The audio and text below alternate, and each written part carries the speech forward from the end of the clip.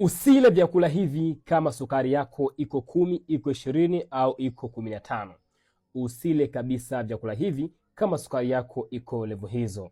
Yaani usile magimbi, usile ndizi, pia usile na viazi vitamu. Lakini wale wengi ambao kwamba huwa wanatumia vyakula hivi, sukari huwa inapanda juu. Unajua kwa nini? Ni kwa sababu vyakula hivi vina glycemic index iliyokuwa chini zaidi. Kwa hiyo sukari huwa kwamba inapanda kidogo kidogo. Kwa hiyo endapo sukari yako iko level ya juu, ushauri zingatia, funga, au kama huwezi kufunga, tumia vyakula ambavyo havina sukari nyingi ili uweze kuepukana na majanga ya ganzi kwenye miguu, macho kuwa na ukungu, au miguu kuwa na ganzi, au mwili kuchoka mara kwa mara. Kwa sababu kwamba sukari ya muda mrefu huwa kwamba inaunda glycation kwenda kushikamana na protein, na mwisho siku mishipa ya damu kukomaa, kusinya, mishipa ya damu kugandamana kabisa. Kwa hiyo endapo sukari yako iko juu zaidi, epukana na hiyo lishe ili uweze kuwa na afya bora. Lakini endapo sukari yako iko juu zaidi,